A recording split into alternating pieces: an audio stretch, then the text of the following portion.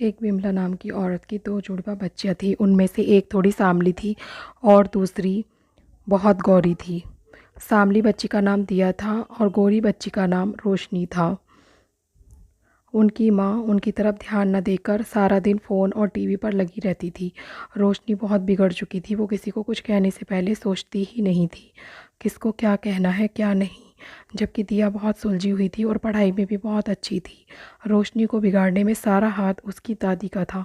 उसकी दादी ने लाड प्यार में उसको बहुत बिगाड़ दिया था। एक बार उसकी दादी रोशनी के साथ बैठी होती है, अपना पसंदीदा खिलौना लेकर खड़ी थी। दादी उसे देख के बोलती है, जो उपटन मैंने तुझे लगाने को दिया था वो तूने लगाया।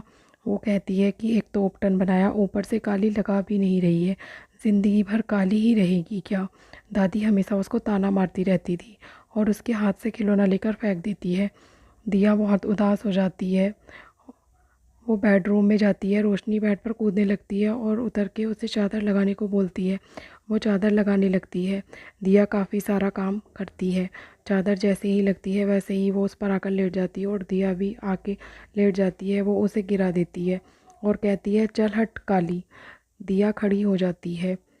अब अगले दिन उनकी पेरेंट्स मीटिंग होती है। तब उनकी टीचर कहती है, आप दिया की दादी हैं? वो कहती है, मैं रोशनी की दादी हूँ। वो बोलती है कि रोशनी एक बेवकूफ़ और बदतमीज़ लड़की है और दिया क्लास में फ़र्स्ट आई है। रोशनी फ़ेल हो चुकी है।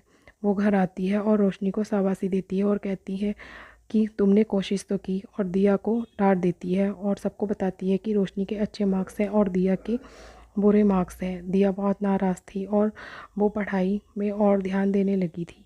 बुढ़िया की ये बातें सुनकर रोशनी पर उसका बहुत प्रभाव पड़ता है और वो भी बुढ़िया के जैसी ही तेज़ बन जाती है। 15 साल बाद अब दोनों बड़ी हो चुकी थी और अपनी माँ के पास दिया खड़ी होती है। दिया उसकी माँ दिया से कहती है कि तुम्हारे लिए एक रिश्ता आया है, शादी कर लो। वो कहती है, रिश्ता मेरे लिए नहीं, मेरी सरकारी नौकरी के लिए आया है। तभी रोशनी बोलती है, माँ जिसे शादी से लेना देना नहीं है, आप उसकी शादी करा रही हो। मैंने एक लड़का पसंद किया है, मैं उससे शादी करना चाहती हूँ, मेरी उससे शादी करा दो। माँ कहती है, लड़का कैसा है, घर कैसा है, हमें कुछ भी नहीं पता है, ऐसे कैसे तेरी शादी करा सकते हैं। उसकी माँ शादी के लिए मना करने लगती है। तब वो कहती है कि आपको मेरी शादी तो उससे ही करानी होगी। उसकी माँ को हाँ करना पड़ा। शादी के बाद 1 महीने बाद हमें रोशनी का घर दिखाया जाता है। वो अपने घर पर बहुत गुस्सा कर रही होती है, अपने पति पर, क्योंकि उसने उसके साथ धोखा किया था। उसने अपने आप को बड़े घर परिवार वाला बोला था, बड़ा घर बताया था, उसने झूठ बोला था। उसे रोशनी ने अपनी अफसर बहन के नाम से धमकियाँ देना शुरू कर दिया। रोशनी तलाक चाहती थी और वो तलाक नहीं दे रहा था। अब उसे दिया पहले प्यार से समझाती है, लेकिन वो नहीं समझता है। उसके पति को पहले प्यार से समझाने की कोशिश की, मगर जब वो नहीं समझा, नहीं मानता है, तो दिया उसे धमकाने लगी। अब वो मान जाता है और उनका तलाक हो जाता है। फिर रोशनी को दिया अच्छी लगने लगती है और वो उससे माफ़ी मांगती है। तब रोशनी कहती है, मैंने हमेशा तेरे साथ बुरा किया है, तो इतनी अच्छी कैसे हो सकती है। दिया कहती है, मैं अपनी सगी बहन के लिए इतना तो कर ही सकती हूँ, ये कोई बड़ी बात नहीं है। अब वो उसे गले लगाने लगती है।